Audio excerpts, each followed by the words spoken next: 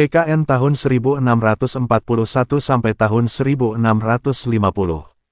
Hari lain telah berlalu. Dengan pil dan jamu, luka Kairin hampir sembuh. Kairin mengambil inisiatif untuk menemukan Dev, dan mengikuti Dev untuk berterima kasih padanya.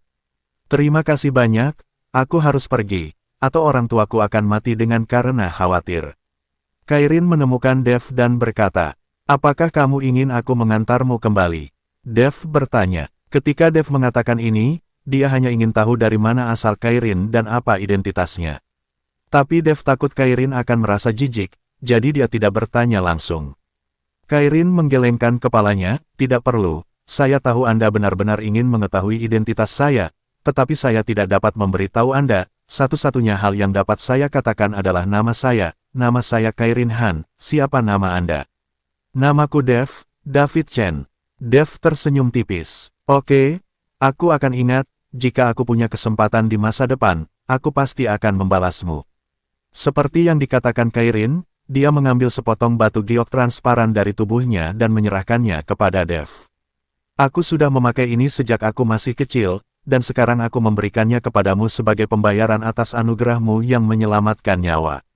Kairin menyerahkan batu giok itu kepada Dev. Dev ingin menolak, tetapi melihat bahwa batu giok itu tidak terlalu mahal, jadi dia menerimanya. Dev tidak tahu bahwa dalam waktu dekat, batu giok inilah yang akan menyelamatkan hidup Dev. Ayo pergi, aku akan membawamu keluar dari Kyoto. Dev sekarang dapat menyimpulkan bahwa Kairin bukan dari Kyoto.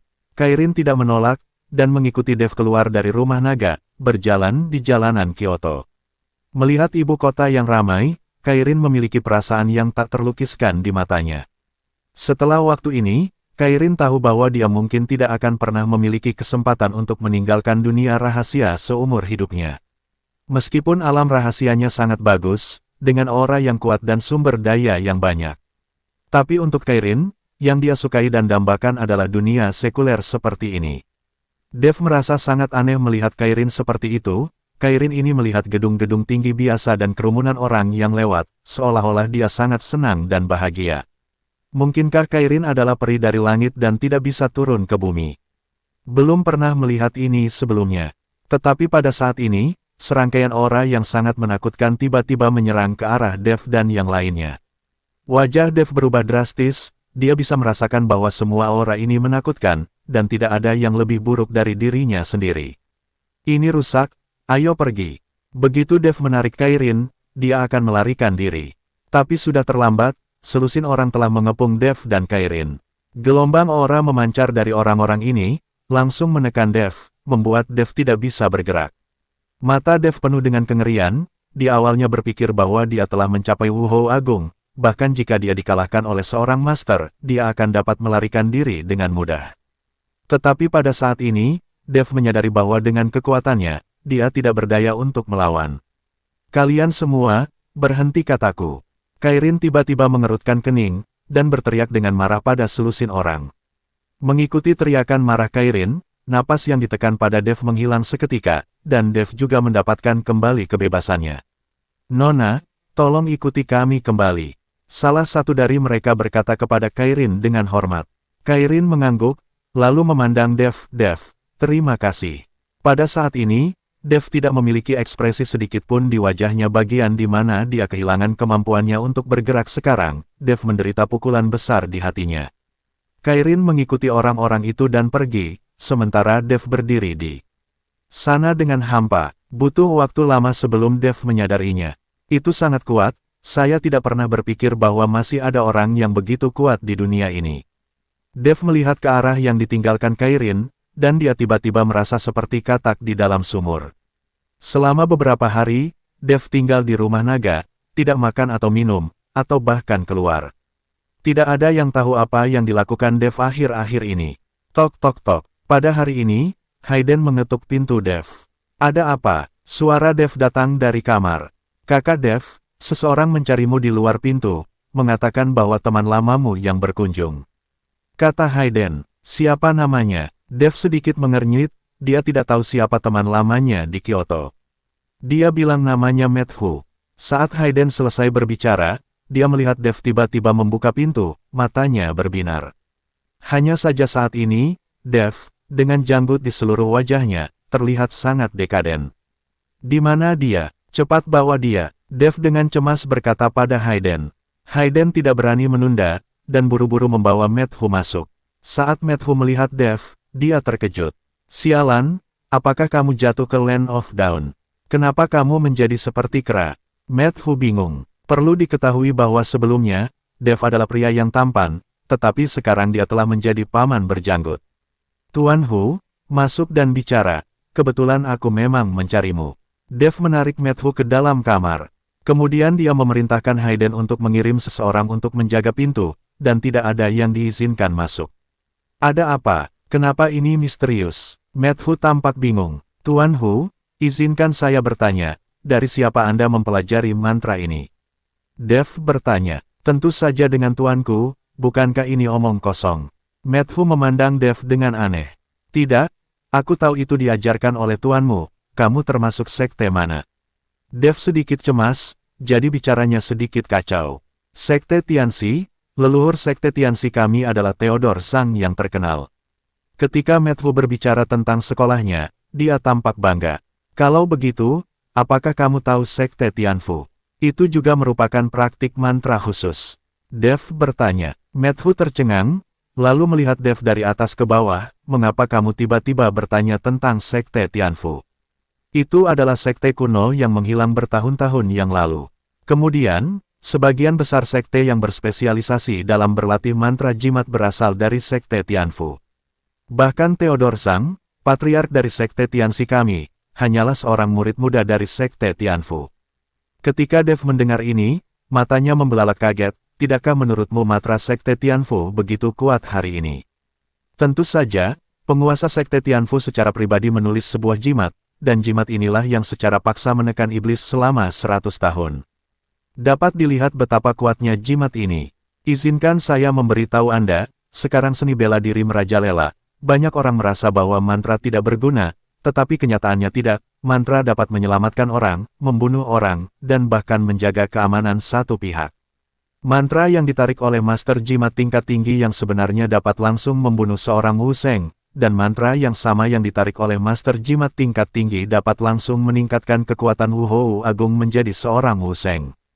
Kamu harus tahu bahwa mantra selalu berubah dan tidak ada habisnya. Bukankah karena mantra dari Buddha Tathagata maka cucu monyet itu dihancurkan di Gunung Wuxi dalam legenda?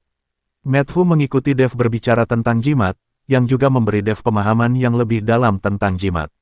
Aku akan menunjukkan sesuatu padamu. Seperti yang dikatakan Dev, dia mengeluarkan peta reruntuhan kuno sekte Tianfu, dan ada beberapa catatan terperinci di dalamnya. Ketika Matthew melihat peta ini, seluruh tubuhnya gemetar karena kegirangan. Ini, bagaimana bisa sekte Tianfu masih ada sampai sekarang? Sungguh luar biasa. Dari mana kamu mendapatkan peta ini? Mungkinkah itu palsu? Matthew tidak percaya, bagaimana mungkin peta seperti itu ada di dunia? Dev tidak menyembunyikan apapun, dia memberitahu Matthew tentang proses menggambar peta dari aliansi seni bela diri. Karena kamu mendapatkannya dari aliansi seni bela diri, saya pikir ini tidak palsu. Hebat, ini hebat. Saya tidak pernah berpikir bahwa saya akan melihat sekte mantra tertua dalam hidup saya. Pergi, ayo pergi sekarang, aku sudah tidak sabar.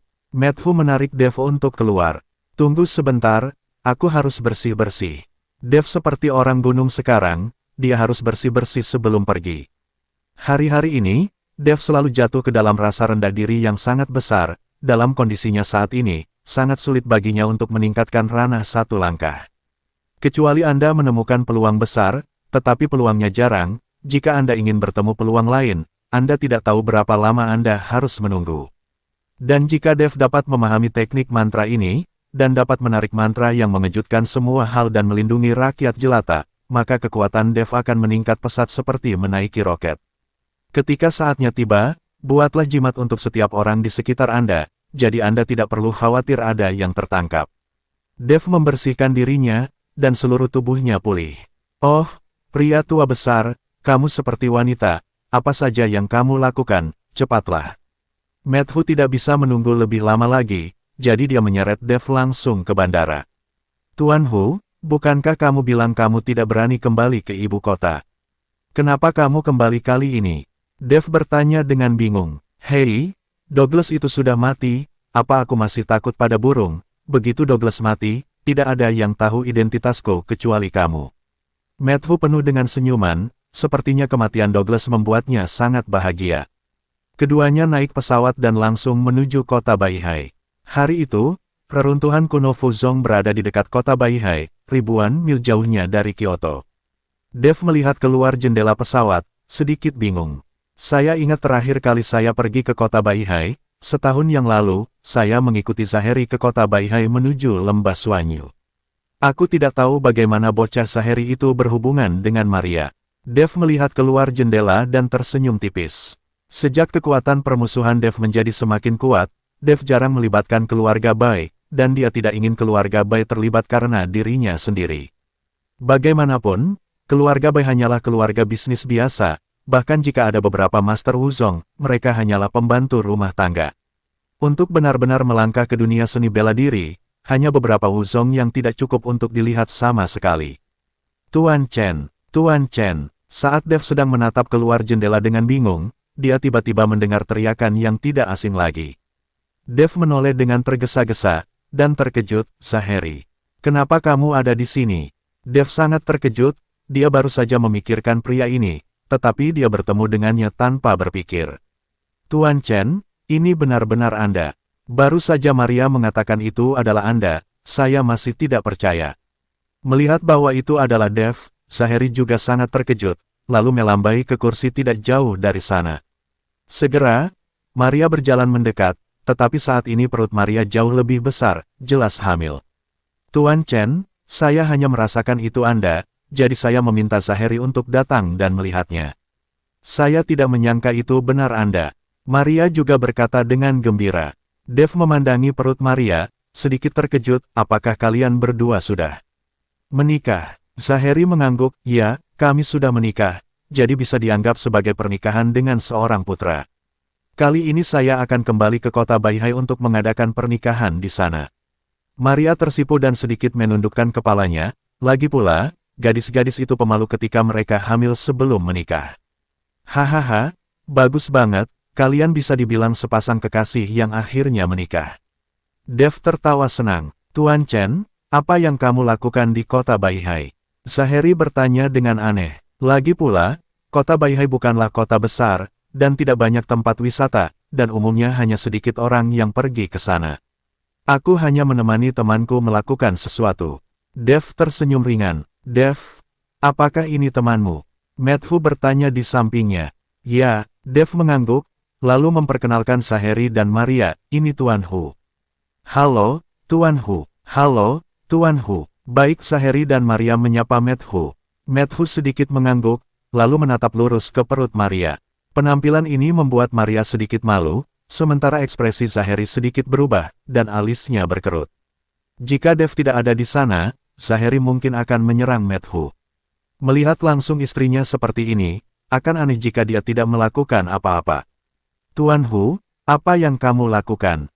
Dev mendorong Matthew. Matthew berkata dengan wajah serius, Nyonya, apakah Anda tahu bahwa Anda mengandung anak kembar? Maria mengangguk, saya tahu, saya sudah memeriksanya. Itu kembar, dan salah satu dari mereka telah dipengaruhi oleh roh jahat, jadi mungkin sulit untuk menjaga mereka. Matthew mengerutkan kening dan berkata dengan sungguh-sungguh. Apa? Maria terkejut. Zaheri di samping menjadi dingin dan berkata, Tuan Hu, apa maksudmu? Begitu dia membuka mulutnya dan berkata bahwa anaknya tidak bisa dijaga, Zaheri menjadi sedikit cemas dalam sekejap. Dev melambaikan tangannya ke arah Zaheri, memberi isyarat pada Zaheri untuk berhenti berbicara, dan kemudian berkata kepada Matthew, Tuan Hu, apakah ada cara untuk memecahkannya?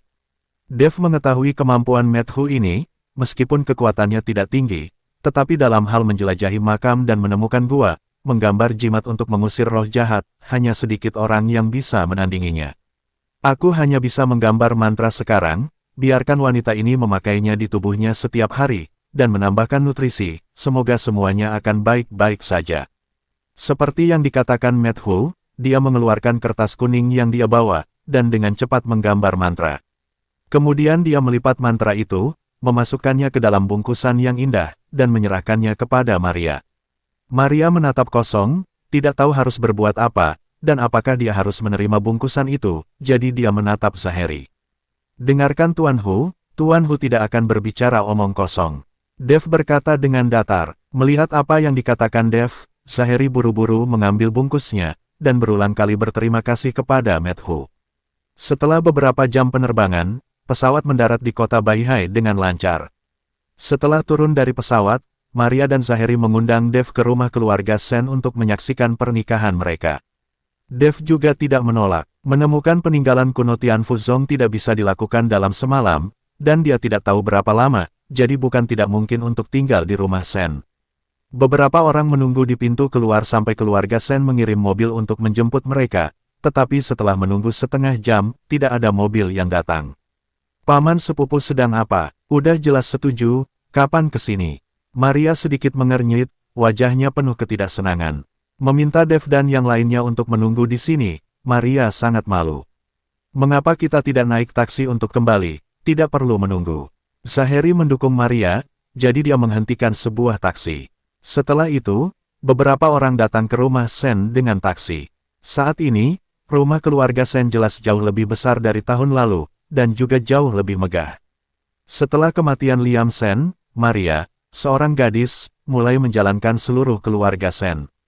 Selain itu, Lembah Suanyu juga telah menjadi milik keluarga Sen, jadi tahun ini status keluarga Sen di kota Baihai terus meningkat.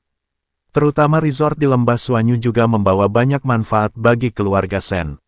Maria, kalian sudah kembali, tadi aku menyuruh sopir untuk menjemputmu. Pada saat ini, seorang pria parubaya kurus dengan mulut tajam dan pipi monyet datang dan berkata kepada Maria. Sepupu, bukankah aku sudah memberitahumu waktunya sebelumnya? Bagaimana mungkin ada penundaan? Maria mengerutkan kening, jelas sedikit tidak senang. Aku lupa, aku tidak akan melakukannya lain kali. Sepupu Maria tersenyum canggung, lalu menatap Dev dan mengikuti Methu dan berkata, siapa keduanya? Sepupu, ini dua temanku, kata Zaheri. Oh, masuk, masuk, masuk. Sepupu Maria buru-buru mengundang Dev dan yang lainnya ke kamar. Setelah memesan seseorang untuk menyajikan teh, sepupu Maria pergi. Maria juga pergi ke kamar untuk beristirahat karena terlalu lelah terbang, sementara Zaheri menemani Dev dan Methu. Tuan Hu, apakah Anda melihat keanehan pria itu barusan? Dev bertanya sambil tersenyum. Yah, ada roh jahat di tubuhnya, kemungkinan besar itu adalah seorang kultivator jahat. Methu berkata dengan ringan. Kultivator jahat. Pada saat ini, Zaheri di samping tersentak. Siapa orang itu? Dan kenapa dia ada di keluarga Sen? Sepertinya status di keluarga Sen tidak rendah. Dev bertanya pada Zaheri. Tuan Chen, orang itu adalah sepupu Maria bernama Craig Teng. Setelah ayah Maria meninggal, bisnis keluarga besar diberikan kepada Maria. Sulit bagi seorang gadis untuk mengelolanya. Kebetulan sepupunya ditemukan di sini, jadi tetaplah tinggal dan membantu. Namun, pria ini juga jenius dalam bisnis. Hanya dalam 1 tahun, dia mengatur keluarga Sen dengan tertib dan menghasilkan banyak uang. Maria berencana membiarkan sepupunya mengurus keluarga Sen setelah kita menikah. Lagi pula, setelah melahirkan, Maria akan memulihkan diri di ibu kota, dan tidak mungkin datang ke kota Baihai setiap hari. Zaheri berkata pada Dev, dari sudut pandang ini, sepupu ini juga sangat baik, mungkin aku terlalu sensitif, mendengar apa yang dikatakan Zaheri, Dev sedikit mengendurkan kewaspadaannya. Untuk dapat membantu mengelola bisnis keluarga selama setahun dan tetap membuat prestasi seperti itu, maka Craig Teng ini sangat bagus. Setelah mengobrol beberapa kata lagi, Dev dan yang lainnya juga pergi beristirahat. Tetapi saat ini, di sebuah ruangan di rumah keluarga Sen, lebih dari selusin orang bersembunyi di dalam, dan masing-masing dari mereka memancarkan aura seorang guru besar. Di tempat seperti ini, bisa memiliki begitu banyak master hebat pada saat yang sama jelas merupakan kekuatan yang paling luar biasa. Craig melihat sekeliling, lalu memasuki ruangan. Bagaimana kabarmu? Tanya salah satu pemimpin. Kembali dan melapor kepada penguasa bahwa gadis dari keluarga Sen telah kembali. Pernikahan akan diadakan dalam 3 hari, dan semua orang di kota Baihai akan hadir. Waktu itu akan menjadi kesempatan.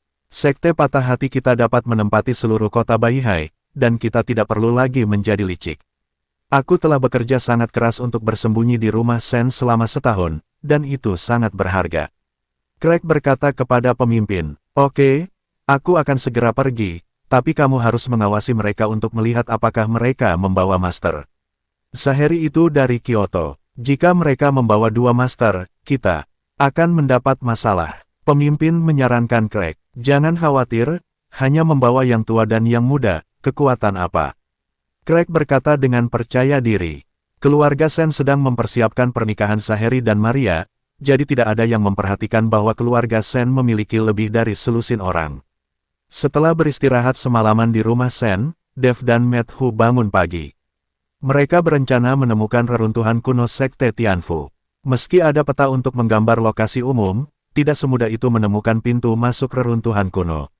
Jika pintu masuknya terlihat sekilas, maka orang lain pasti sudah menemukan reruntuhannya sejak lama. Karena Saheri harus menjaga Maria, dia tidak bisa menemani Dev dan Matthew. Namun, sebuah mobil masih disiapkan untuk Dev dan yang lainnya untuk digunakan sesuka hati. Menurut lokasi di peta, Dev dan Matthew segera datang ke tempat itu.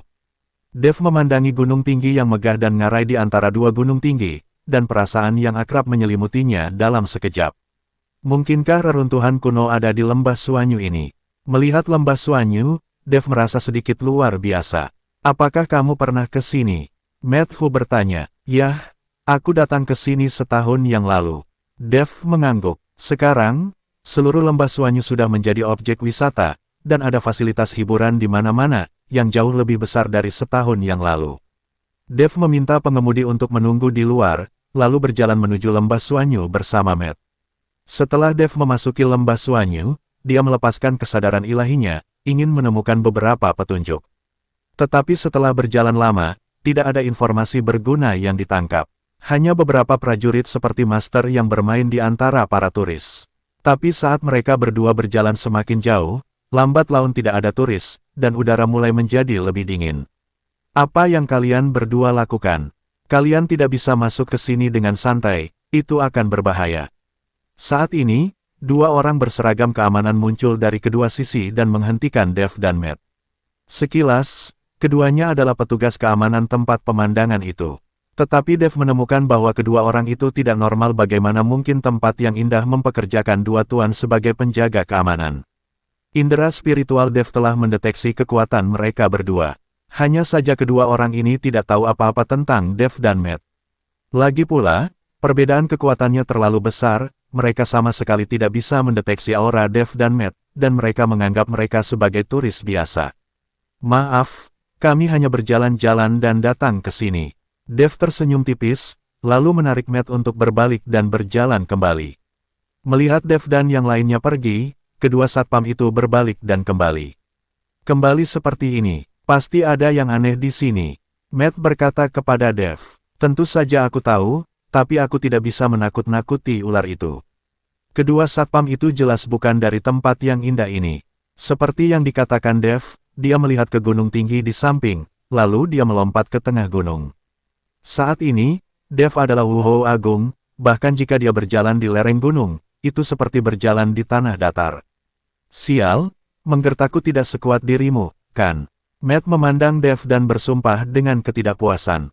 Tapi Matt mengeluarkan 2 jimat, lalu melakukan tendangan voli dengan jarinya, lalu kedua jimat itu terbang ke udara, langsung membawa Matt ke atas. Keduanya berjalan setengah mendaki gunung seperti ini, menghindari penjaga keamanan di bawah. Saat Dev dan Matt masuk lebih dalam, kesadaran spiritual Dev dengan cepat menyadari kekuatan aneh. "Ada master di sini." Dev mengerutkan kening, dan dengan cepat menarik kesadarannya agar tidak ketahuan. Sepertinya ada banyak orang yang bersembunyi di sini. Matt juga merasakannya. "Ayo bergerak perlahan." Dev mengikuti Matt, menyembunyikan sosoknya, dan perlahan bergerak maju. Segera, rumah-rumah muncul satu demi satu, dan ada petugas patroli yang berpatroli. Jelas itu adalah kam ahli bela diri. "Sial, aku tidak menyangka hanya dalam 1 tahun, seseorang akan menempati tempat ini lagi." Dev tidak pernah menyangka lembah Suanyu akan memiliki master lagi secepat ini. Namun, pasti ada banyak sekte yang menyukai lokasi geografis superior semacam ini, jadi wajar saja menempati tempat ini. Saat ini, Di Sekte Patah Hati di Lembah Suanyu, Raja dari Sekte Patah Hati sedang menunggu sesuatu dengan cemas. Segera, 3 pria berjubah hitam dengan logo tembaga di dada mereka muncul. Melihat ini, Master Sekte Patah Hati buru-buru menyambutnya. Bawahan memberi hormat kepada Tuan Jubah Tembaga Hitam. Kepala Sekte Patah Hati bergegas maju dan berlutut di depan Jubah Tembaga Hitam. Bagaimana Anda melakukan apa yang saya katakan kepada Anda? Jubah Tembaga Hitam bertanya. Sudah selesai, saya menunggu Master Jubah Tembaga Hitam memasuki reruntuhan untuk menyelidiki. Master Sekte Patah Hati berkata dengan tergesa-gesa. Bagus, Jubah Tembaga Hitam itu mengangguk. Ternyata peta reruntuhan kuno Sekte Tianfu yang telah diambil oleh Dev pada hari ini. Setelah Zeke mengetahui bahwa dia telah ditipu, dia segera mengirim orang untuk menjelajahi reruntuhan tersebut terlebih dahulu. Dan Sekte Patah Hati ini juga diatur di sini sebelumnya oleh Aliansi Seni Bela Diri. Beberapa reruntuhan kuno yang penting akan dimiliki oleh Sekte yang diatur sebelumnya oleh Aliansi Seni Bela Diri. Segera, 3 jubah tembaga hitam memimpin beberapa anggota Sekte Patah Hati menuju pintu masuk reruntuhan. Sialan! Ada juga orang dari Aliansi Seni Bela Diri Kyoto di sini, dan 3 jubah tembaga hitam datang ke sini sekaligus. Dev tidak bisa menahan kutukan. Namun, dengan kekuatannya saat ini, mudah untuk menangani 3 jubah tembaga hitam, belum lagi ada Matt di sisinya. Apa yang harus kita lakukan? Matt bertanya pada Dev. Dev sedikit mengernyit, dan berpikir sejenak dengan tenang. Katakan padaku, apakah reruntuhan kuno seperti Sekte Tianfu? Apakah itu berbahaya di dalam? Dev bertanya pada Matt. Itu masih menjadi pertanyaan, pasti sangat berbahaya. Sebelum sekte seperti ini mati, pasti akan mengatur mekanisme berlapis-lapis. Mungkin, jika kamu masuk, kamu tidak akan mendapatkan apa-apa, dan tidak akan ada orang yang selamat. Matt berkata dengan wajah serius. Karena ini masalahnya, maka kita akan menunggu. Kekuatan dari 3 jubah tembaga hitam, diperkirakan tidak akan ada keuntungan di reruntuhan kuno, kata Dev. Lalu kita hanya menunggu seperti ini. Matt melihat ke tebing dan bertanya dengan sedikit ketidaksenangan. Lalu kenapa jika kita menunggu? Dev terkejut. Tentu saja aku akan turun untuk minum teh dan menunggu. Kamu tidak akan takut dengan semut di sana, kan? Matt tersenyum. Seluruh Sekte Patah Hati bahkan tidak memiliki Wuzong, hanya Master Sekte Patah Hati yang merupakan puncak dari Master hebat. Dengan kekuatan seperti itu, belum lagi Dev, bahkan Matt pun bisa menghadapinya. Jika Dev mengambil tindakan, itu akan menggunakan rudal untuk membunuh nyamuk.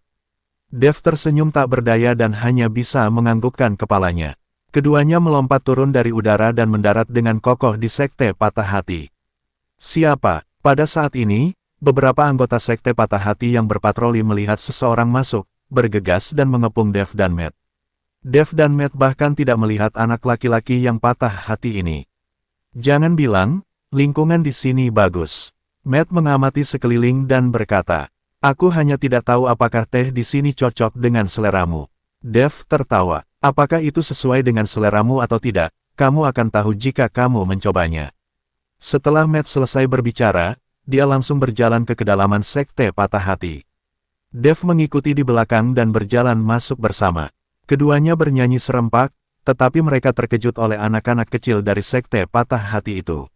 Berani melanggar Sekte Patah Hatiku, dan berani merajalela. Seorang anggota Sekte Patah Hati tidak tahan lagi, dan mengacungkan tombak punggung lebar di tangannya, dia bergegas menuju Dev dan yang lainnya dengan kejam. Anggota Sekte Patah Hati lainnya juga bergegas menuju Dev dan Matt. Dev dan Matt terus berjalan maju tanpa henti. Segera setelah itu, Dev melambaikan tangannya dengan santai, dan ada aura yang sangat besar, seperti embusan angin. Dalam sekejap, anggota Sekte Patah Hati itu terlempar sejauh 100 meter, dan jatuh ke tanah satu persatu, terluka dan mati. Segera, Dev mengikuti Matt ke aula Sekte Patah Hati. Pada saat ini, penguasa Sekte Patah Hati sedang bersama anggota Sekte tingkat tinggi, menunggu kabar dari 3 jubah tembaga hitam. Melihat seseorang masuk tiba-tiba, kepala Sekte Patah Hati mengerutkan kening. Kamu siapa? Beraninya kamu masuk ke sekte saya? Apakah penjaga di luar itu mati? Master Sekte Patah Hati meraung. Dev tidak mengatakan sepatah kata pun, tetapi Matt memukulnya, dan menemukan bahwa beberapa pejabat tingkat tinggi dari Sekte Patah Hati sedang duduk di kursi mereka, dengan teh yang baru diseduh di depan mereka. Matt berjalan menuju pejabat senior Sekte Patah Hati, dan pejabat senior Sekte Patah Hati berdiri dan menatap Matt dengan waspada. "Apa yang ingin kamu lakukan?" Eksekutif senior Sekte Patah Hati sedikit mengernyit, dan aura di tubuh mereka mulai meningkat. "Aku hanya ingin minum secangkir teh, kamu sangat gugup." Setelah Matt selesai berbicara, dia tiba-tiba mengulurkan tangannya, meraih kera eksekutif Sekte Patah Hati, dan membuangnya. Ledakan, senior Sekte Patah Hati jatuh dengan keras di dinding, memuntahkan darah, dan meninggal karena sesak napas. Kali ini, semua orang tercengang, menatap Matt dengan tak percaya. Anda harus tahu bahwa untuk menjadi anggota peringkat tinggi dari Sekte Patah Hati, setidaknya dia harus berada di atas master peringkat 5, tetapi sekarang dia dibuang oleh seseorang, dan dia akan mati. Pada saat ini, semua pejabat senior dari Sekte Patah Hati berdiri, sedikit gemetar. Dan master dari Sekte yang Patah Hati juga memiliki wajah yang sangat jelek. Matt mengambil tehnya, menyesapnya, lalu mengangguk dan berkata, "Ya, ini teh yang enak, Bilwocun kelas atas, datang dan cicipi." Matt melambai pada Dev. Dev berjalan mendekat, dan seorang anggota berpangkat tinggi dari Sekte Patah Hati buru-buru menyerahkan kursinya sebelum Dev bisa bergerak. Dev duduk dengan Matt di kiri dan kanan, menyeruput teh dengan tenang. Dan anggota Sekte Patah Hati itu semua berkeringat deras, jantung mereka hampir berhenti ketakutan. "Kamu, siapa kalian?" Master Sekte Patah Hati bertanya dengan hati-hati. Bentak, suara itu baru saja jatuh. Dengan lambaian tangan Dev, semburan kekuatan langsung menghantam wajah Master Sekte yang Patah Hati itu. "Kamu tidak pantas mengetahui identitas kami." Dev memberi tatapan dingin pada Master Sekte Patah Hati. Kali ini, Master Sekte Patah Hati dengan cepat tutup mulut. "Aku sedikit lapar, siapkan sesuatu untuk dimakan." Setelah Matt menyesap tehnya, dia berkata kepada penguasa dari Sekte Patah Hati. "Baik." Seorang senior dari Sekte Patah Hati mengangguk berulang kali, dan berlari keluar dengan tergesa-gesa. Dan pejabat senior dari Sekte Patah Hati itu juga keluar, tetapi Dev dan yang lainnya tidak menghentikan mereka. Setelah berlari keluar dari aula, Sekte Patah Hati menghela nafas lega. "Master, apa yang harus kita lakukan?" Kedua orang ini tampaknya sangat kuat, dan mereka pasti master dari Wuhou. Sekte Patah Hati berpangkat tinggi bertanya. "Stabilkan kedua orang ini terlebih dahulu, dan ketika Tuan Jubah Tembaga Hitam keluar dari dunia rahasia, dia secara alami akan dapat menangani kedua orang ini." Master Sekte yang Patah Hati berkata. Segera, hidangan dan anggur mewah disajikan, dan Dev serta Matt mulai makan dan minum. Keduanya merasa seperti berada di rumah sendiri, sangat nyaman. Dia tidak peduli sama sekali, banyak orang di sekitar aula menatap mereka berdua. Serangan pengurangan dimensi semacam ini benar-benar menyegarkan. Setelah minum dan makan, Matt mengatupkan giginya, enak sekali sajiannya. Dev tidak berbicara, tetapi mengirimkan kesadaran ilahi, menjelajahi segala sesuatu di reruntuhan kuno. Namun, setelah kesadaran Dev memasuki reruntuhan kuno, dia tidak dapat mendeteksi apapun, seolah-olah dia telah memasuki dunia yang kacau. Segera setelah itu, napas yang sangat mendominasi dan tirani memotong kesadaran Dev dalam sekejap. Dev terkejut, dan tubuhnya bergetar tanpa sadar. "Apa yang salah denganmu?" Melihat ini, Matt bertanya dengan cepat. Dev berkata dengan wajah jelek, "Di reruntuhan kuno ini, terlihat sangat berbahaya." Saat Dev selesai berbicara, dia mendengar suara keras datang dari kedalaman lembah Suanyu. Ledakan, semburan aura menakutkan menyerbu wajah kami, dan banyak anggota Sekte Patah Hati terlempar dalam sekejap, dan jatuh dengan keras ke tebing, sekarat. Banyak rumah dari Sekte Patah Hati juga dihancurkan oleh ledakan ini. Semua orang melihat ke kedalaman lembah Suanyu dengan kaget, wajah mereka sangat jelek. "Apa yang telah terjadi?" Matt bangun dengan cepat, dan Dev sudah bergegas keluar, langsung menuju pintu masuk reruntuhan kuno. Flux adalah yang kedua. Segera, di pintu masuk gua yang gelap gulita, Jubah Tembaga Hitam putus asa. "Tolong, tolong!" Jubah Tembaga Hitam itu berteriak, dan di balik Jubah Tembaga Hitam itu, sesuatu yang tampak seperti hantu terus-menerus berteriak. Ketika Jubah Tembaga Hitam keluar dari pintu masuk reruntuhan kuno, pria seperti hantu itu tidak mau berhenti sama sekali. Berteriak keras, dia masih bergegas keluar. Apa ini? Dev mengerutkan kening. Bagaimana mungkin ada monster seperti itu di reruntuhan kuno ini? Itu bukan monster, itu hanya mantra transformasi. Saat Matt berbicara, dia menggumamkan sesuatu, lalu dia mengeluarkan mantra tambahan dari tangannya, lalu terbang menuju monster itu. Ledakan. Tepat setelah mantra itu mendekati monster itu, api tiba-tiba naik, dan monster itu meraung beberapa kali sebelum menghilang dalam sekejap. Di tanah, ada selembar kertas kuning ekstra di mana monster yang baru saja muncul itu digambar. Hanya saja kertas kuning itu terbakar menjadi abu dalam sekejap. Dev melihatnya dengan tak percaya, lalu menatap Matt dan bertanya, "Ini, apakah jimat transformasi ini begitu kuat? Jika Anda menggambar diri Anda pada jimat ini, bukankah akan ada orang tambahan?" Matt mengangguk, secara teori, itu mungkin, tapi saya belum pernah melihat orang yang bisa melakukan ini. Jika bukan karena simbol transformasi tingkat terendah ini, mustahil bagiku untuk memecahkannya. Ketika Dev mendengar ini, matanya berbinar, jika dia mempelajari mantra ini dan menarik beberapa orang, bukankah itu akan menjadi banyak pembantu? Matt sepertinya melihat apa yang dipikirkan Dev, jadi dia tersenyum dan berkata, jimat transformasi ini juga terbatas. Bahkan jika kamu bisa menggambar dirimu sendiri, kamu yang dibentuk oleh transformasi tidak akan bertahan selama 3 hari, dan kekuatanmu hanya akan berkurang. Dan kekuatannya hanya setengah dari Anda. Jadi, jangan terlalu memikirkan banyak hal, tetapi, jika kamu benar-benar mempelajari jimat transformasi ini, kamu dapat melarikan diri pada saat kritis. Setelah mendengar ini, Dev sedikit kecewa, lalu melihat ke jubah tembaga hitam yang sudah ketakutan. "Kamu masuk ke dalam, apa yang kamu lihat?" Dev bertanya pada jubah tembaga hitam itu. Dan mata jubah tembaga hitam itu kusam, dan mulutnya terus mengomel, "Neraka, ini neraka, ini neraka." Sepertinya orang ini ketakutan hingga bodoh. Matt tersenyum menghina. Dev memiliki ekspresi serius, dan reruntuhan kuno yang dapat menakuti Wuhou Puncak menjadi orang bodoh, orang dapat membayangkan tingkat bahaya di dalamnya. Pada saat ini, penguasa sekte patah hati telah bergegas dengan orang-orangnya, dan ketika dia melihat jubah tembaga hitam, dia segera berlutut dan sujud. "Tuan Hei, 2 orang di depan saya ini masuk ke sekte saya secara pribadi, dan saya meminta Anda untuk mengambil tindakan dan menangkap mereka," penguasa sekte patah hati yang patah hati berkata dengan marah. Dia masih tidak tahu bahwa jubah tembaga hitam di depannya telah kehilangan akal sehatnya dan menjadi bodoh.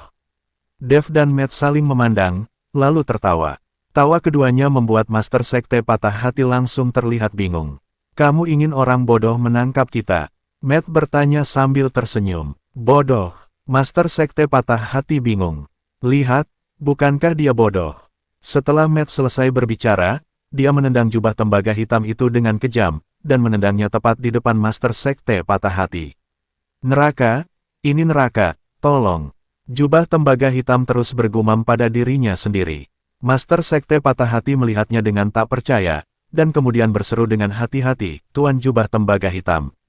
Tuan Jubah Tembaga Hitam." Tapi jubah tembaga hitam itu sepertinya tidak mendengarnya, dan terus berbicara tentang neraka. Kali ini, penguasa Sekte Patah Hati tercengang, benar-benar tercengang. "Apakah menurutmu dia bisa menangkap kita sekarang karena dia seperti ini?" Dev bertanya dengan senyum tipis. Puff. Master Sekte Patah Hati langsung berlutut di tanah. "Maafkan aku, tolong maafkan aku." Anggota lain dari Sekte Patah Hati juga membungkuk ke tanah satu demi satu. "Kalian semua adalah anggota aliansi seni bela diri Kyoto, bagaimana aku bisa mengampuni kalian?" Wajah Dev menjadi dingin. Selama mereka adalah anggota aliansi Budo Kyoto, Dev tidak akan membiarkan siapapun pergi. Dev ingin berkonflik dengan aliansi seni bela diri Kyoto sampai akhir. Setelah selesai berbicara, Dev langsung menamparkan kepala jubah tembaga hitam itu. Meskipun jubah tembaga hitam itu bodoh, Dev tidak akan melepaskannya. Melihat ini, para anggota Sekte Patah Hati itu bersujud seperti menumbuk bawang putih. "Tuan, kami bukan dari aliansi seni bela diri Kyoto, kami bukan." Master Sekte Patah Hati dengan putus asa menjelaskan. "Bukan, jika bukan, mengapa kamu menuruti perintah orang-orang berbaju hitam ini?" Dev bertanya. "Itu adalah pemimpin Su, pemimpin aliansi seni bela diri, yang menemukan kami dengan tanda dan memerintahkan kami untuk pindah ke sini." Master Sekte yang patah hati berkata. Douglas itu sudah lama mati, kamu tidak tahu. Juga, token apa yang dia pegang yang membuatmu begitu takut? Dev bertanya dengan heran. Aku pernah melihat token itu sebelumnya. Itu adalah token yang dibawa oleh kultivator jahat Jarvis Van 20 tahun yang lalu. Token ini dapat memanggil seluruh sekte kultivator jahat di Daxia, tapi aku tidak tahu bagaimana itu jatuh ke tangan Douglas. Tapi sekarang Douglas sudah mati, dan tokennya tidak bisa ditemukan, sekte pembudidaya jahat di masa depan akan tersebar, dan tidak ada yang bisa memobilisasi mereka. Matt menjelaskan kepada Dev. Setelah mendengar ini, Dev tiba-tiba tertawa, tidak masalah jika Anda tidak memiliki token, saya dapat membuat Jarvis Van itu muncul. Setelah Dev selesai berbicara, dia membuka cincin penyimpanan, dan kabut hitam muncul seketika. Segera setelah itu, kabut hitam mengembun menjadi bentuk manusia, yaitu Jarvis Van yang telah berubah menjadi jiwa. Melihat pemandangan ini, Matt sedikit tercengang, dia tidak pernah tahu bahwa Dev masih membawa jiwa Jarvis Van. Bukankah Jarvis sudah lama mati? Ketika Master Sekte Patah Hati melihat Jarvis, dia sangat bersemangat. Tuan Chen, setelah Jarvis muncul, dia memanggil Dev dengan sangat hormat. Sekarang semua yang dia miliki ada di tangan Dev, dan dia hanya bisa menuruti Dev. Lihatlah sekelompok orang ini, apakah mereka muridmu? Dev bertanya pada Jarvis Van. Jarvis melirik anggota Sekte Patah Hati itu, dan kemudian bertanya, Anda termasuk sekte mana? Kembali ke Patriark, kita milik Sekte Patah Hati. Master Sekte Patah Hati buru-buru menjawab.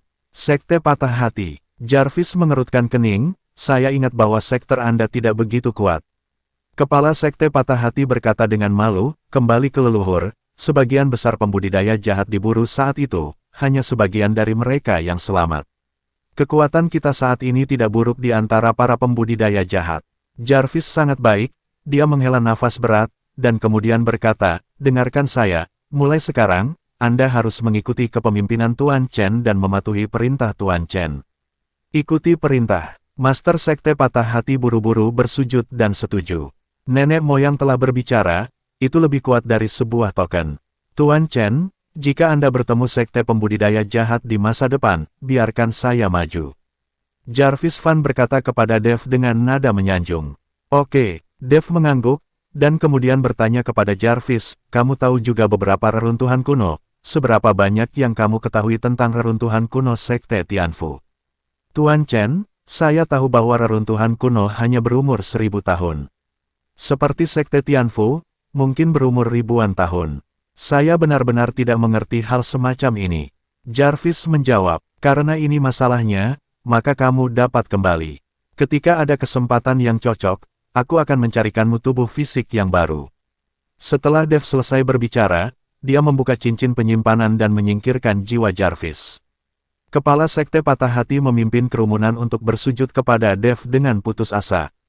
Sekte Patah Hatiku, aku bersumpah untuk mengikuti Tuan Chen. Master Sekte Patah Hati berteriak keras.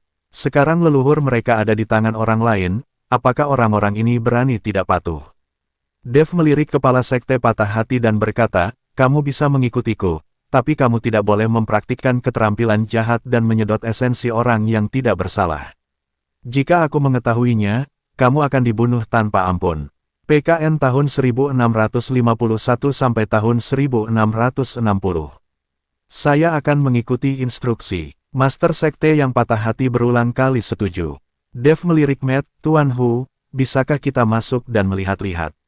Matt lupa melihat pintu masuk yang gelap, dan menghela nafas, pergilah, hidup dan mati adalah takdir dan kekayaan ada di langit. Jangan khawatir, kita akan mundur ketika kita melihat ada yang salah, kali ini hanya untuk menjelajahi jalan terlebih dahulu. Dev tersenyum ringan, lalu masuk lebih dulu. Begitu dia melangkah ke pintu masuk, Dev menyesuaikan aura di tubuhnya secara ekstrim, dan dia tidak berani ceroboh di sini. Kemudian Dev ingin mengirimkan indera spiritualnya untuk menjelajahi jalan, tetapi menemukan bahwa indera ilahi tidak dapat dilepaskan sama sekali. Dev dan Matt berjalan dengan hati-hati di setiap langkah. Tuan Hu, menurutmu apakah masih ada orang yang hidup di reruntuhan kuno ini?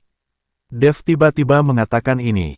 Mungkin, Matt mengangguk. Dev tertegun sejenak, lalu menatap Matt dengan tak percaya. Tuan Hu, ini adalah sekte yang ada ribuan tahun yang lalu. Apakah ada orang yang bisa hidup selama ribuan tahun? Mantra selalu berubah, dan semuanya adalah rahasia, sama seperti eliksir. Jika kamu mengambil eliksir, kamu bisa hidup selamanya. Apakah tidak ada jimat yang bisa membuat orang bertahan hidup selama ribuan tahun? Matt tersenyum ringan. Lalu seperti apa mantra ini? Apakah sama dengan yang kamu gambar? Perlu selembar kertas kuning. Dev bertanya dengan rasa ingin tahu. Jangan membandingkanku sepanjang waktu. Di mata master mantra sejati, trikku bahkan bukan kentut. Mantra yang sebenarnya bisa dalam bentuk apa saja, bisa berupa benda apa saja, bahkan bisa menarik mantra dalam kehampaan, dan bahkan otak manusia bisa membuat mantra. Ini adalah mantra. Jika kamu bertanya padaku seperti apa mantra itu, bagaimana aku harus menjawabmu? Matt memandang Dev dan bertanya. Dev terdiam beberapa saat, dia hanya tahu sedikit tentang mantra, dan dia tidak tahu banyak tentangnya, hanya beberapa hal yang paling mendasar, itulah mengapa dia menanyakan kata-kata yang begitu datar. Keduanya mengambil beberapa langkah ke depan dengan hati-hati, dan tiba-tiba seluruh reruntuhan mulai bergetar. Sialan, apakah itu akan runtuh? Matt mau tidak mau bersumpah. Pada saat ini, gelombang panas tiba-tiba melanda di depan Dev dan yang lainnya, diikuti dengan kobaran api. Ditemani oleh api, Dev dan yang lainnya melihat ada beberapa mayat tergeletak di tanah, jelas anggota jubah tembaga hitam dan sekte patah hati. Kembali, Dev menarik Matt, dan keduanya dengan cepat mundur. Namun dalam proses mundur, dinding batu di kedua sisi juga terbakar, dan seluruh pintu masuk berubah menjadi medan api yang menyala dengan api yang berkobar. Wajah Dev berubah drastis, dan bahkan jalan keluar mereka terbakar api. Api mengamuk telah mengelilingi mereka. Sialan, jimat api surgawi dapat menampilkan kekuatan seperti itu hari ini. Sepertinya orang yang menggambar mantra ini pasti ahli mantra. Matt berkata dengan wajah serius, apa yang harus kita lakukan? Dev bertanya pada Matt. Di tempat seperti ini, Dev hanya bisa bertanya pada Matt apakah ada cara yang baik. Aku akan mencoba untuk melihat apakah jimat penghindar api bisa membawa kita melewati. Setelah Matt selesai berbicara, dia mengeluarkan kuas tulis dari sakunya, menggigit ujung jarinya, lalu mengambil kuas tulis untuk dicelupkan ke dalam darahnya sendiri. Segera setelah itu, Matt berada di udara, tetapi dia melambaikan kuas. Segera, sebuah jimat muncul di udara, jimat itu bersinar dengan cahaya merah, dan akhirnya menyelimuti Dev dan Matt. Jalan, Matt menarik Dev, lalu bergegas maju. Dev memandang Matt dengan kaget, bukankah menurutku kamu bisa menggunakan kertas jimat? Matt memberi Dev tatapan kosong, sial, aku menyebut diriku sampah, itu kerendahan hati, jangan remehkan aku. Matt mengikuti Dev, menggunakan jimat penghindar api untuk memblokir gelombang panas api, dan terus berlari ke depan. Zizizi, gelombang panas terus terngiang di telinga Matt dan Dev, ledakan. Tiba-tiba, jimat penghindar api dihancurkan, dan kemudian nyala api bercampur dengan kekuatan yang menakutkan, menyerang mereka berdua. Dev dan Matt bahkan tidak punya waktu untuk menghindar. Itu langsung dibuang oleh kekuatan ini. Tubuh emas yang tidak buruk. Tubuh Dev bersinar dengan cahaya keemasan, dan cahaya keemasan yang samar berubah menjadi sisik, menutupi seluruh tubuh Dev. Saat Matt dibuang, dia langsung mengeluarkan jimat dari lengannya dan menempelkannya langsung ke tubuhnya.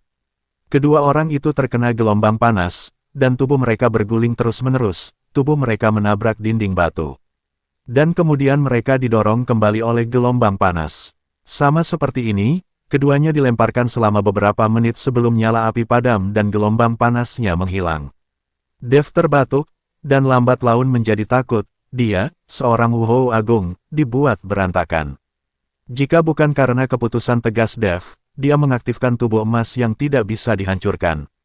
Sekarang dia takut tidak ada satupun pakaian yang tersisa di tubuhnya, dan telah terbakar. Tuan Hu, Dev memandangi Matt yang tidak bergerak tidak jauh dari sana, dan bergegas membantu Matt berdiri. Hahaha, melihat wajah Matt yang menghitam, Dev tidak bisa menahan tawa. Kampret, kamu masih bisa tertawa, kita berdua hampir mati. Matt memelototi Dev. Mantra di tubuh Matt dibakar, dan pakaiannya juga robek, tapi untungnya masih utuh. Untungnya, aku melindungi pakaianku, kalau tidak aku harus jujur padamu sekarang. Matt lega melihat pakaiannya baik-baik saja. Jika Anda telanjang, Anda akan malu dengan tuanmu. Aku baru saja memasuki pintu masuk. Aku bahkan tidak melihat gerbang Sekte Tianfu. Aku menghadapi mantra yang sangat kuat. Bukankah lebih berbahaya di belakang? Dev mengerutkan kening dan berkata, itu tidak perlu dikatakan, saya pikir kita sebaiknya kembali. Matt mulai mundur. Semuanya ada di sini, kita harus melihat gerbang sektor Tianfu sebelum kita berbicara. Dev mengaktifkan tubuh emas yang tidak bisa dihancurkan dan berjalan perlahan ke depan.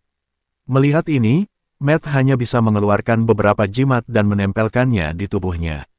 Berkat leluhur tua, murid ini hanya datang untuk melihat dan tidak punya niat lain.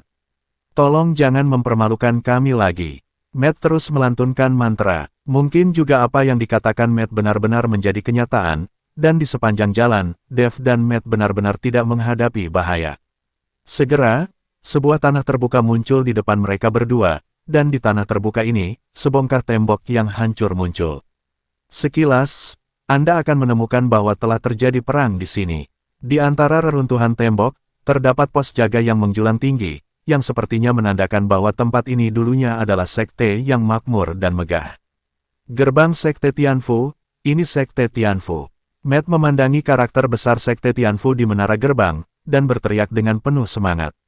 Kejutan melintas di mata Dev, dan dia langsung lari ke gerbang Sekte Tianfu saat itu juga. Melihat ini, Matt hendak mengingatkan Dev, tapi Dev terkejut. Segera setelah itu, kekuatan yang kuat dan mendominasi menyerang, membuat Dev tidak dapat mengelak tepat waktu, dan langsung terlempar terbang. Aku baru saja akan mengingatkanmu, mengapa kamu begitu ceroboh, pasti ada misteri di Sekte Tianfu hari ini. Jika kamu menerobos masuk seperti ini, kamu hanya mencari kematian. Matt buru-buru membantu Dev dan berkata. Dev menyeka darah dari sudut mulutnya, sedikit mengernyit dan berkata, ini sangat menakutkan. Kekuatan yang ditunjukkan tadi mungkin tidak lebih buruk dari puncak Wuhou Agung. Kenapa kita tidak kembali dulu?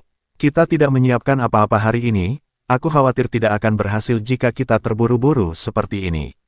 Matt membujuk Dev. Aku mencoba sekali, jika tidak berhasil, ayo kembali.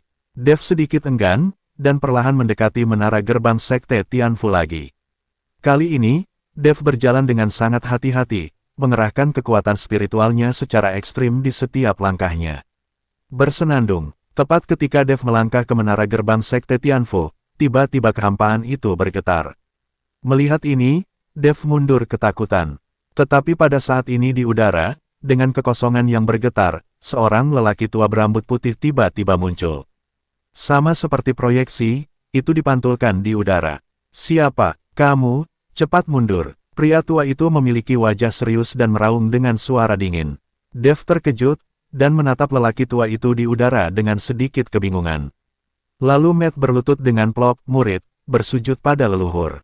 Siapa kamu? Cepat mundur. Pria tua itu meraung dengan dingin lagi.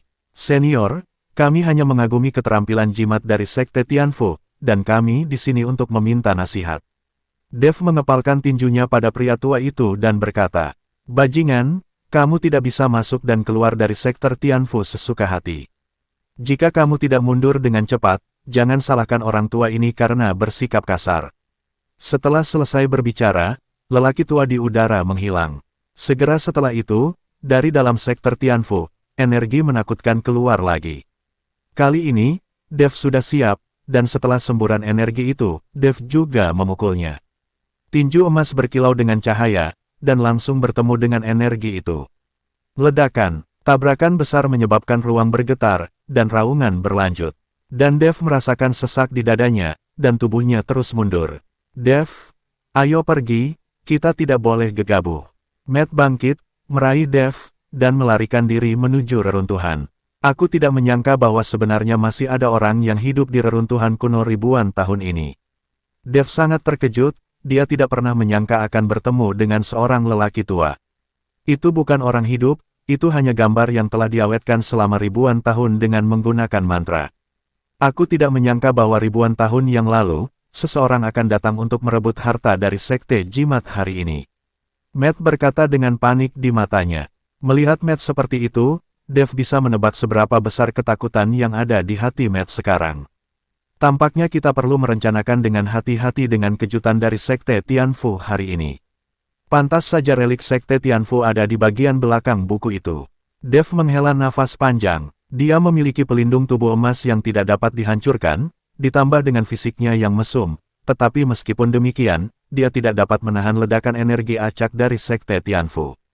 Apa yang akan terjadi setelah itu, tidak ada yang berani memprediksi, tidak ada yang bisa memprediksi. Setelah keluar dari reruntuhan kuno, pemimpin dari Sekte Patah Hati masih menunggu di luar bersama orang-orangnya. Melihat Dev dan Matt keluar hidup-hidup, keterkejutan dan kekaguman terpancar di mata mereka. Tuan Chen, ayo kembali ke Sekte untuk beristirahat. Kepala Sekte Patah Hati melihat Dev dan Matt serba hitam, dengan ekspresi serius, begitu katanya. Dev mengangguk, dan sebelum pergi, dia tidak lupa untuk melihat kembali ke pintu masuk reruntuhan. Sekarang dia telah melangkah ke Markis Agung, tetapi dia tidak ingin ditindas oleh pria tak dikenal berbaju hitam, dan ditekan oleh para pelayan Kairin Han, yang telah memukul Dev dengan sangat keras. Tapi sekarang tidak ada cara untuk mendeteksi dan mencari bahkan reruntuhan kuno, sepertinya dia masih memiliki jalan panjang untuk tumbuh. Di dunia seni bela diri saat ini, Wuhou Agung hampir menjadi yang terkuat, dan seniman abadi hampir tidak pernah terdengar. Dapat dilihat bahwa dibandingkan dengan dunia budidaya abadi, dunia seni bela diri sebenarnya tidak sedikit lebih buruk. Jika bukan karena penipisan aura dunia, yang memberi ruang dunia seni bela diri untuk bertahan hidup, di masyarakat ini, di mana dunia seni bela diri akan ada. Dev meminta kepala Sekte Patah Hati untuk menjaga pintu masuk reruntuhan, sementara dia dan Matt kembali ke kota Baihai. Keluarga Sen masih sibuk mempersiapkan pernikahan Maria dan Zaheri. Karena Dev setuju untuk tinggal untuk menghadiri pernikahan, dia hanya bisa tinggal di rumah Sen selama beberapa hari lagi. Selain itu, dia ingin melihat apakah sepupu Maria, Craig, punya rencana jahat. Segera, pernikahan antara Maria dan Zaheri diadakan sesuai jadwal, dan elit dari semua lapisan masyarakat di kota Baihai datang untuk berpartisipasi. Ada ratusan orang. Craig sangat sibuk, dan dia melakukan yang terbaik, yang membuat Maria merasa lebih nyaman dengan sepupunya. Dan di antara para tamu ini, meja di sudut terlihat agak aneh, semua orang ini tanpa ekspresi, seolah-olah mereka tidak tertarik dengan pernikahan yang diadakan. Dev, apakah kamu melihat orang-orang di meja itu? Ternyata mereka semua adalah puncak Wuzong, jadi mereka mungkin tidak datang untuk memberi selamat padamu. Matt berkata kepada Dev. Dev telah menemukan orang-orang di meja, baru saja, kesadaran spiritual Dev menyebar, dan semua orang yang hadir tidak bisa lepas dari pandangan Dev. Tunggu dan lihat, apa yang seharusnya melompat keluar sebentar, akhirnya akan keluar. Dev tersenyum ringan. Segera, upacara pernikahan antara Maria dan Zaheri selesai, dan sebagai sesepuh, Craig melangkah ke atas panggung dan berkata kepada semua orang dengan mikrofon, "Terima kasih telah datang ke pernikahan keponakan saya dalam jadwal sibuk Anda. Sekarang Maria menikah dan menjadi seorang istri, dan dia sekarang hamil. Hari berikutnya adalah merawat bayinya dengan baik dan menjalani kehidupan yang biasa dan bahagia. Jadi hari ini saya ingin mengambil kesempatan ini untuk mengumumkan bahwa keluarga Sen akan dikelola oleh saya di masa depan, dan keponakan saya Maria akan tinggal di ibu kota dan tidak akan pernah kembali. Saya harap setelah saya mengambil alih keluarga Sen, kerja sama semua orang dengan keluarga Sen akan berlanjut." Setelah Craig selesai berbicara, semua tamu di bawah terkejut dan mulai berbicara. Maria, di sisi lain, marah, dan bertanya kepada Craig, "Sepupu, siapa yang mengatakan bahwa saya pergi ke ibu kota dan tidak pernah kembali? Siapa yang mengizinkan Anda mengambil alih keluarga Sen saya?" "Maria, kamu tidak perlu marah. Sepupumu melakukannya untuk kebaikanmu sendiri. Sebagai seorang gadis, tidak apa-apa bagimu untuk mengurus suami dan anak-anakmu di rumah. Kalian semua telah melihat seberapa baik aku mengurus keluarga Sen sejak tahun lalu, kan? Jadi paling tepat untuk mempercayakan keluarga Sen kepadaku, jika tidak cepat atau lambat keluarga Sen akan dihancurkan olehmu." Ketika Maria mendengar ini, dia sangat marah di dalam hatinya sehingga dia berkata dengan lantang, "Keluarga Sen dihancurkan oleh saya. Itu juga urusan keluarga Sen saya. Apa hubungannya dengan Anda? Saya mengundang Anda untuk membantu keluarga Sen. Anda makan dari saya, apakah Anda benar-benar menganggap diri Anda sebagai tuan? Kamu baru saja dipekerjakan oleh keluarga Sen saya bisa mengusirmu sekarang. Itu tidak ada hubungannya dengan membiarkan kamu tinggal bersama keluarga Sen. Maria, jangan marah, hati-hati dengan janinmu." Zaheri menghibur Maria, lalu menatap Craig dengan wajah dingin. Apa yang kamu lakukan? Kamu ingin mengambil alih keluarga Sen. Apa yang saya hitung? Saya tidak tahu, tapi apa yang mereka hitung, Anda harus tahu. Setelah Craig selesai berbicara, orang-orang di meja di sudut melompat dan mendarat di atas panggung. Semua orang memancarkan aura Wuzong puncak, menyebabkan suhu di seluruh ruang perjamuan tiba-tiba turun, dan semua orang bergidik. Zaheri memandang Wuzong yang hebat ini tanpa rasa takut sedikit pun. Meskipun kekuatannya sendiri tidak cukup untuk menghadapi orang-orang ini, tetapi dengan dukungan Dev, Zaheri tidak takut sama sekali.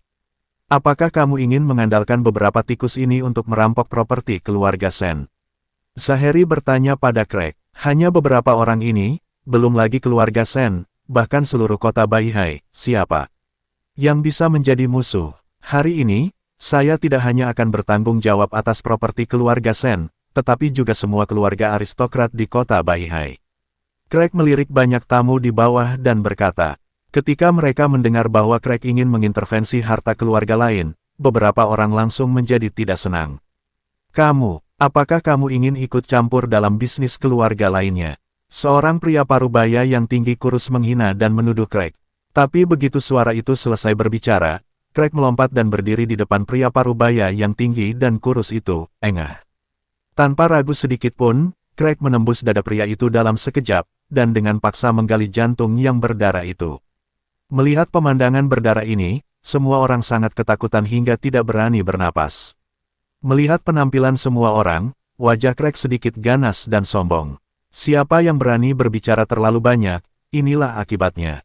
Craig mengangkat jantung merah darah dan berteriak keras. Pada saat ini, wajah Maria menjadi sangat jelek, sementara Zaheri dengan erat melindungi Maria, menatap Craig dengan dingin. Craig, izinkan saya memberitahu Anda tidak bisa mengambil alih keluarga Sen, dan jangan berpikir bahwa Anda tidak terkalahkan. Jika Anda berada di ibu kota dengan kekuatan Anda hanyalah sampah. Zaheri mengutuk Craig. Haha, kamu benar, kemampuanku memang tidak ada apa-apanya di ibu kota, tapi ini bukan ibu kota. Siapa yang bisa menghentikanku di sini? Craig tertawa angkuh. Saya bisa. Pada saat ini, Dev berdiri dan perlahan berjalan ke atas panggung. Tuan Chen, melihat Dev berdiri, Zaheri buru-buru melangkah maju dan berteriak. Dengan Dev di sekitar, orang-orang di depan mereka hanyalah badut. Craig menatap Dev. Nak, apakah kamu mencoba menghentikanku? Biarkan aku memberitahumu, jika kamu tidak ingin mati, pergilah. Lalu bagaimana jika aku ingin mati? Dev memandang Craig dan berkata sambil tersenyum. Jika kamu ingin mati, maka aku akan memenuhimu. Saat dia mengatakan itu, napas Craig melonjak, lalu dia menamparkan Dev dengan telapak tangannya. Dev berdiri tak bergerak, dengan tangan di belakang, matanya penuh penghinaan. Kali ini, Craig bahkan lebih marah. Ledakan, Craig menamparkan dada Dev dengan keras. Sangat disayangkan bahwa Dev tidak bergerak sama sekali, dan bahkan ekspresi wajahnya tidak berubah, tetapi pergelangan tangan yang lolos langsung patah karena syok. Craig kaget, sementara yang lain memandang Dev dengan tak percaya. Melihat ekspresi kaget Craig, Dev mengangkat mulutnya sedikit. Aku ingin mati, apakah kamu ingin melakukannya lagi? Wajah Craig sangat jelek, dan dia menggertakkan giginya dengan kuat. Aku juga ingin mati, jadi berikan padaku juga. Pada saat ini, Matt melompat dan mendarat di atas panggung, lalu menatap Dev dan berkata, oke, kamu jangan berpura-pura memaksa, izinkan aku kali ini. Tidak banyak adegan seperti ini untukku. Pura-pura agresif di depan ratusan orang, dipikir-pikir asik juga. Dev memandang Matt, sedikit tercengang, tapi dia menyingkir dan membiarkan Matt berdiri menghadap Craig. Nak, kakek ingin mati, tapi aku tidak bisa mati. Beri kakek kesempatan, dan aku berjanji tidak akan melawan. Matt meletakkan tangannya di belakang dan berkata kepada Craig. Wajah Craig menjadi ungu, di depan ratusan orang, dia baru saja membual, dan sekarang wajahnya ditampar di depan umum. Dan lebih dari sekali, seseorang benar-benar memprovokasi dia sekarang. Ratusan tamu penonton menyaksikan adegan ini, masing-masing dengan ekspresi yang sangat kaya di wajah mereka.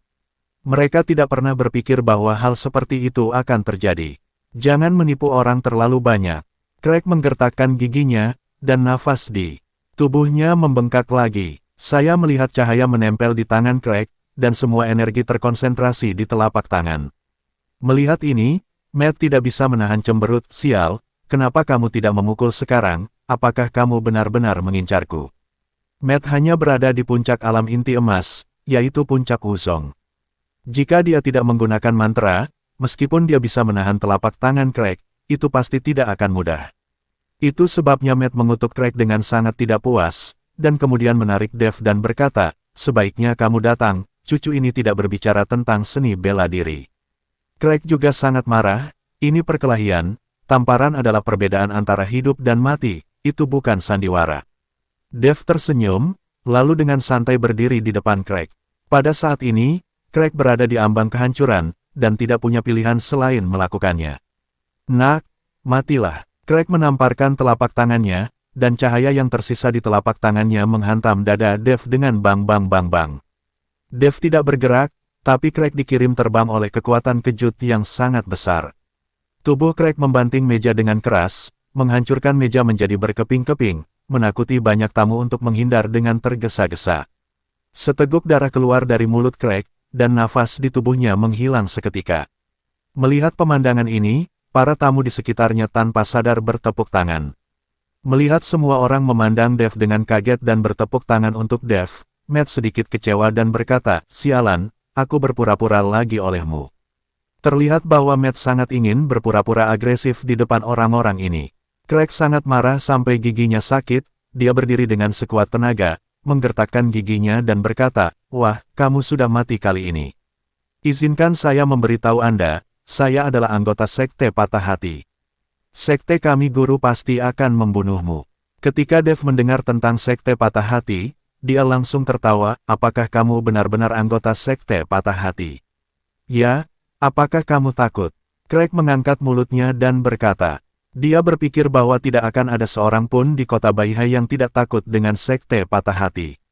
Aku takut pada ibumu. Dev mencibir, lalu menatap Matt dan berkata, Tuan Hu, yang terakhir memaksamu untuk berpura-pura. Ketika Matt mendengar ini, dia langsung menjadi senang dan langsung pergi ke Craig. Kamu, apa yang ingin kamu lakukan? Craig memandang Matt dengan panik dan bertanya. Matt mengulurkan tangannya dan menamparkan Craig, hubungi tuanmu sekarang dan minta dia datang dan membunuhku. Craig tercengang sejenak, dia sedikit bingung, siapa lelaki tua dan lelaki muda di depannya. Mengapa dia sama sekali tidak takut pada Sekte Patah Hati mereka? Tepat ketika Craig ragu-ragu, Matt menamparnya lagi. Sialan, aku memintamu untuk menghubungi tuanmu, tidak bisakah kamu mendengarku? Matt menamparkan Craig seolah-olah dia sedang mengajar seorang anak. Hati Craig terpukul saat ini, dan dia akan runtuh sejak lama. Dia buru-buru menghubungi pemimpin The Sekte Patah Hati, dan pemimpin The Sekte Patah Hati bergegas ke sini bersama orang-orangnya dengan tergesa-gesa. Kamu tunggu, Raja kami akan segera membawa orang ke sini. Craig berkata dengan galak. Melihat ini, banyak tamu sangat ketakutan sehingga mereka ingin pergi. Jika Master Sekte Patah Hati benar-benar membawa seseorang ke sini, mereka seharusnya tidak terlibat lagi. Melihat banyak tamu yang pergi, Matt sedang terburu-buru. Jika semua orang pergi, untuk siapa dia berpura-pura? Semuanya, jangan pergi, duduk saja dan perhatikan baik-baik. Semuanya akan baik-baik saja. Matt berkata dengan lantang kepada semua orang. Tapi tidak ada yang percaya, masih ada tamu yang ingin pergi. Melihat ini, Matt mengeluarkan 2 jimat, melemparkannya dengan santai, dan menempelkannya di pintu. Pada saat ini, semua orang menemukan bahwa meskipun pintunya terbuka, mereka tidak bisa keluar apapun yang terjadi. Aku bilang, tidak ada dari kalian yang harus pergi. Tapi kalian tidak mendengarkan dan bersikeras memaksaku untuk mengambil tindakan. Pergi dan duduk dengan patuh, aku berjanji semua orang akan baik-baik saja. Matt berkata dengan percaya diri. Melihat ini, semua orang hanya bisa duduk dan menunggu Master Sekte Patah Hati tiba. Segera, Patriark Sekte Patah Hati datang bersama seseorang, dan berteriak keras begitu dia memasuki pintu, Craig, siapa yang berani memandang rendah Sekte Patah Hati kita? Craig bergegas, pemimpin, itu mereka ingin aku meneleponmu. Pemimpin Sekte Patah Hati melihat ke arah jari Craig, ketika dia melihat Dev dan Matt, wajahnya berubah menjadi hijau. Aku meremehkanmu Sekte Patah Hati, ada apa? Matt yang berjalan santai menuju tuan dari Sekte Patah Hati. Cucu, ini tuan kami, kamu berani menjadi gila, tunggu saja. Melihat Matt masih gila, Craig meraung. Tapi sebelum dia selesai berbicara, wajahnya ditampar keras oleh Patriark Sekte Patah Hati. Sialan, bajingan, beraninya kamu tidak menghormati Tuan Hu. Setelah Master Sekte yang patah hati selesai berbicara, dia segera berkata dengan senyum di wajahnya, Tuan Hu, saya tidak tahu Anda ada di sini, itu karena bawahan saya bersikap kasar. Setelah ditampar, Craig tercengang saat melihat bahwa tuannya bersikap sopan kepada Matt. Dan para tamu itu juga memandang Matt dengan heran, mata mereka penuh kecemburuan dan kekaguman. Merasakan pandangan semua orang, Matt merasa sangat bahagia. Bukan karena bawahanmu bersikap kasar, tapi dia ingin mengambil alih keluarga Sen. Saya tidak peduli apakah itu ide Anda atau bukan, izinkan saya memberitahu Anda, keluarga Sen memiliki hubungan dengan saya. Jika sesuatu terjadi pada keluarga Sen di masa depan, aku akan menjadi orang pertama yang mengambil pisaunya.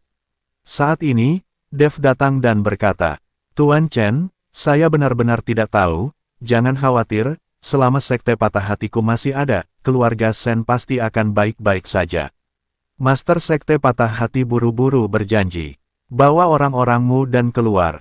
Dev melambaikan tangannya, pemimpin The Sekte Patah Hati buru-buru membawa orang pergi. Adegan pernikahan telah dibersihkan lagi, dan pesta pernikahan berlanjut. Kali ini, Dev dan Matt menjadi sosok yang lebih penting daripada kedua mempelai. Orang-orang terus datang untuk bersulang dan hampir. Dev menemukan kesempatan untuk pergi, tetapi Matt tidak pernah menolak untuk datang dan bersulang. Pada akhirnya, Matt menjadi sangat pusing karena minum terlalu sehingga dia pingsan. Keesokan paginya, ketika Matt bangun, dia menemukan bahwa Dev telah pergi ke ibu kota. Dia meninggalkan surat kepada Matt, meminta Matt untuk tinggal di kota Baihai agar dia dapat mempelajari reruntuhan kuno Sekte Tianfu. Saat ada kesempatan, Dev akan datang untuk menjelajah lagi bersama. Orang ini, apakah menurutmu aku bekerja untuknya? Matt meremas surat itu dan membuangnya, lalu berbaring lagi karena masih pusing. Kyoto, rumah naga. Hanya dalam beberapa hari, pemandangan keluarga naga menjadi semakin panas. Tidak hanya keluarga naga, paviliun gunung tanpa bayangan milik Larry Zhao, dan lembah orang jahat, semuanya pindah kembali ke ibu kota. Di masa lalu, untuk menghindari aliansi seni bela diri, Larry Zhao dan 4 penjahat hebat harus bergabung dan pergi ke lembah Dewa Obat bersama-sama. Tapi sekarang, aliansi seni bela diri telah tenggelam ke langit, dan ada banyak keluarga sekte yang mengikuti Dev. Jadi mereka pindah kembali lagi. Keluarga naga, paviliun gunung tanpa bayangan, dan lembah orang jahat. Ketiga keluarga sekte itu membentuk sudut di Kyoto, saling bergema. Ditambah dengan kesetiaan keluarga Dong kepada Dev, dan identitas sebagai pemilik lembah Dewa Obat, pengaruh Dev di ibu kota sudah menjadi yang terbesar. Seperti kata pepatah, satu orang dapat naik ke surga, tidak hanya di Kyoto, tetapi bahkan Yansen dan Fata di Hongcheng telah menjadi sekte terbesar di area tersebut. Dev saat ini, bisa dikatakan tak tertandingi, dan merupakan objek pemujaan di mata orang lain. Dev tidak pernah berpikir bahwa banyak hal akan terjadi setelah dia pergi selama beberapa hari. Tepat ketika keluarga besar mengikuti Dev satu demi satu, wajah Zeke suram sepanjang hari di aliansi seni bela diri Kyoto. Aliansi seni bela diri baru saja berada di tangannya, dan hal semacam ini terjadi padanya. Aliansi seni bela diri saat ini tidak lagi memiliki kejayaan masa lalu yang tak terbatas. Dev, aku harus membunuhnya, aku harus. Zeke meraung dengan marah, dia sudah sangat membenci Dev, dan berharap dia bisa segera membunuh Dev. Jika kamu ingin membunuhnya, itu bukan tidak mungkin, tetapi perlu direncanakan dengan hati-hati. Dalam benak Zeke, sebuah suara tua berkata, Senior, bagaimana saya bisa membunuhnya? Zeke buru-buru bertanya, sekarang kamu memiliki belati suci di tangan, lalu kamu mengumpulkan beberapa jubah tembaga hitam, mencoba menemukan cara untuk memikat Dev ke aliansi seni bela diri, dan kemudian membunuhnya, kata Jiwa. Kalau begitu Dev tidak akan dengan mudah datang ke aliansi seni bela diri, kan?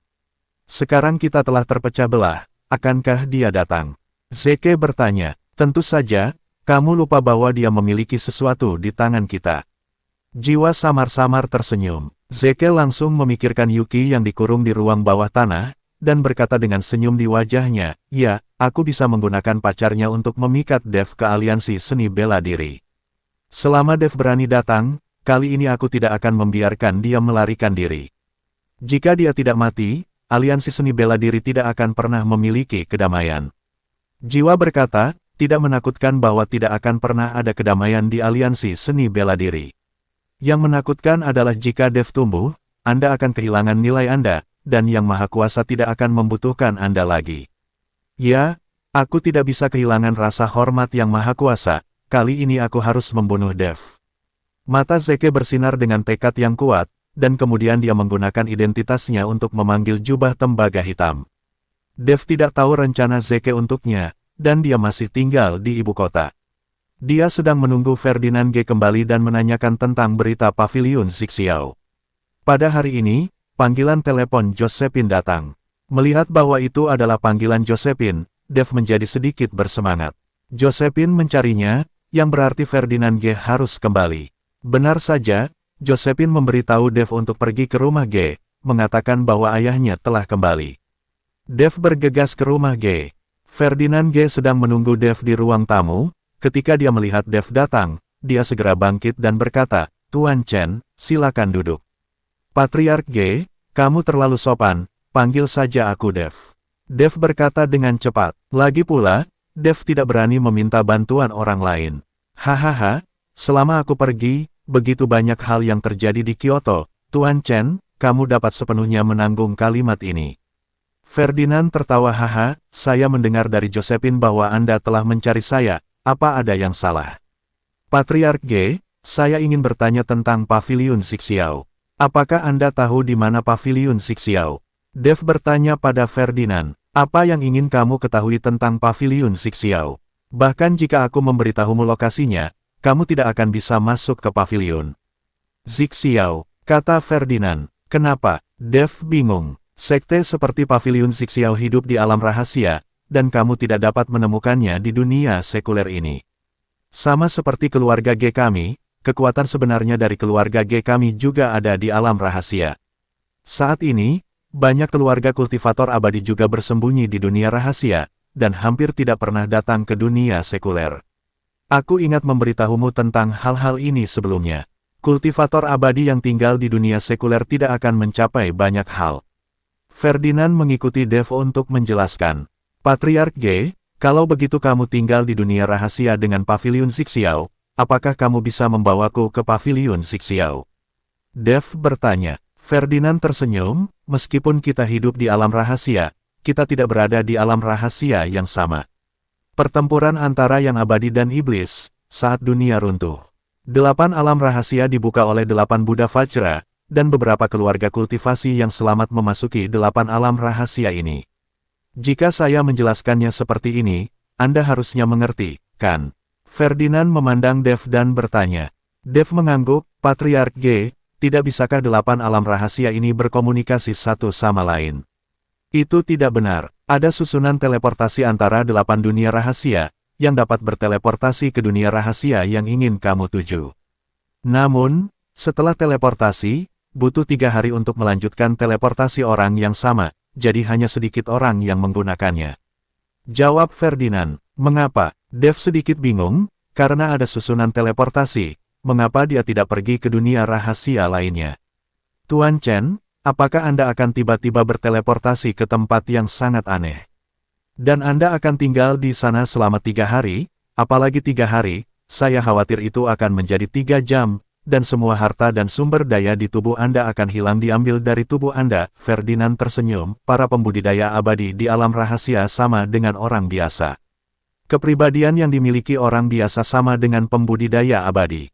Pada saat ini, Dev mengerti bahwa di alam rahasia itu, keluarga besar juga saling tertarik dan bermusuhan.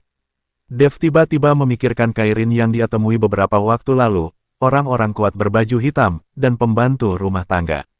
"Patriark Ge, bisakah orang-orang di alam rahasia memasuki dunia sekuler?" Dev bertanya. "Tentu saja, bukankah aku baru saja kembali dari dunia rahasia? Namun, orang-orang di alam rahasia jarang datang ke dunia sekuler, karena begitu orang di alam rahasia datang ke dunia sekuler, setelah jangka waktu tertentu, kekuatan mereka akan mandek, atau bahkan mundur. Itulah sebabnya orang-orang di alam rahasia jarang datang ke dunia sekuler kecuali untuk hal-hal yang mendesak, dan beberapa hal di dunia sekuler tidak terlihat oleh mereka.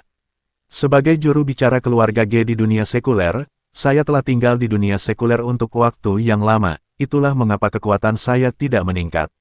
Ferdinand tersenyum tak berdaya, terlihat bahwa dia merindukan kekuatan, tetapi sayangnya dia dipilih untuk menjadi juru bicara di dunia sekuler, jadi dia hanya bisa menurut. Dev berpikir sejenak, dan memang benar bahwa para pembudidaya abadi yang dia temui di dunia sekuler tidak terlalu kuat, tetapi dia adalah pengecualian.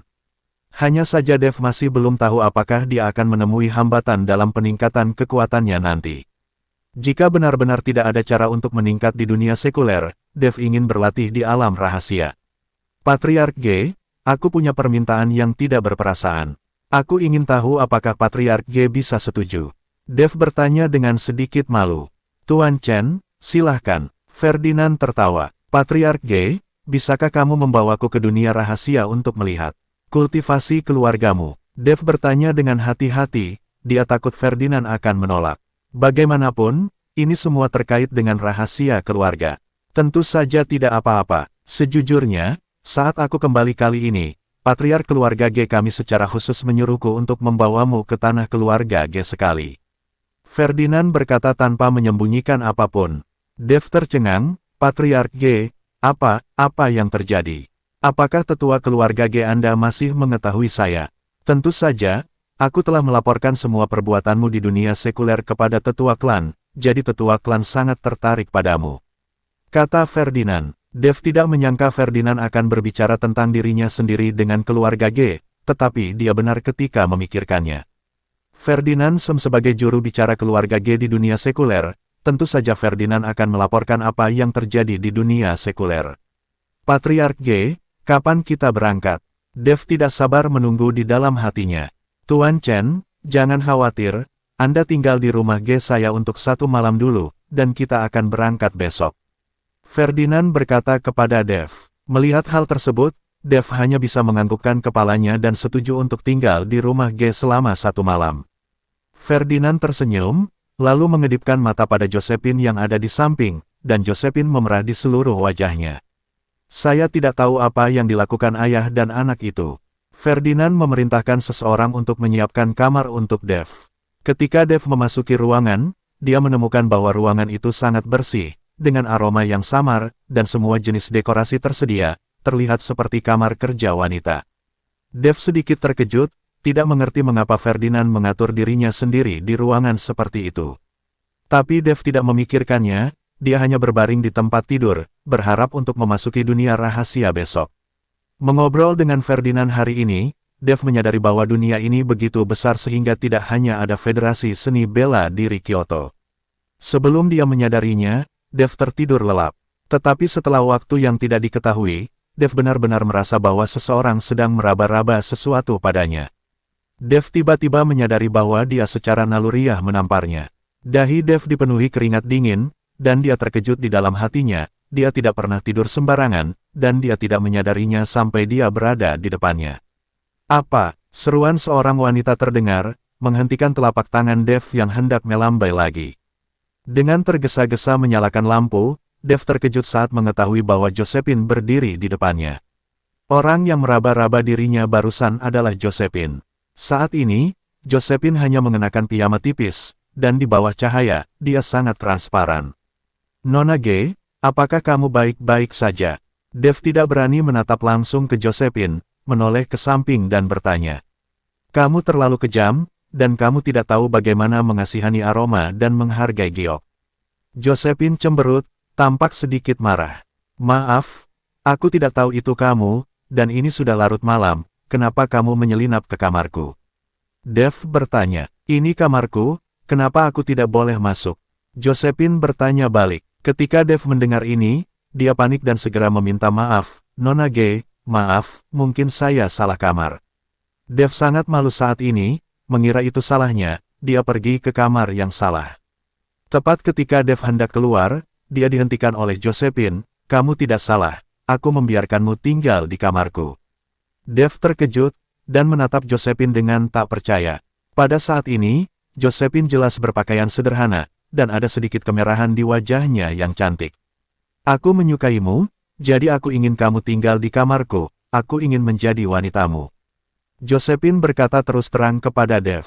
Dev terkejut, dan dengan cepat mundur 2 langkah, Nona G, saya benar-benar minta maaf, saya sudah punya pacar. Aku tahu, aku tidak peduli, dan aku tidak menginginkan nama, selama aku bisa bersamamu. Josephine berkata dengan acuh tak acuh.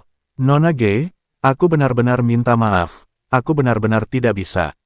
Seperti yang dikatakan Dev, dia akan keluar dengan sedikit malu. Tapi siapa sangka, Josephine memeluk Dev dari belakang, dan bertanya dengan sedikit kebencian, apakah karena aku tidak cantik? Apakah karena kekuatanku tidak cukup? Apakah karena status keluarga G saya tidak cukup? Mengapa? Merasakan kehangatan dari tubuh Josephine, Dev diam-diam melafalkan mantra hati yang memurnikan, dan berkata perlahan, Nona G, kamu sangat cantik, dan kamu yang paling kuat di antara wanita. Keluarga Gemu juga berstatus di Kyoto, tapi, hanya saja pacarku masih dipenjara oleh alians seni bela diri, dan aku hanya ingin menyelamatkannya sekarang. Dev dengan lembut membuka tangan Josephine, mencoba melepaskan diri dari pelukan Josephine. Aku benar-benar tidak menginginkan apa-apa. Sungguh, kamu bisa menggunakan aku sebagai alat untuk curhat. Kenapa pacarmu bisa mendapatkanmu, tapi aku tidak bisa? Aku menyukaimu, aku sangat menyukaimu. Aku menyukaimu sampai setiap malam adalah bayanganmu. Apakah kamu pikir aku murah sekarang? Tapi aku tidak peduli. Kamu tahu berapa banyak orang di Kyoto yang mengejarku, tapi aku bahkan tidak melihat mereka. Aku perempuan, dan aku sangat aktif. Mengapa kamu tidak mengasihaniku? Josephine menangis, dan air mata tidak bisa berhenti mengalir.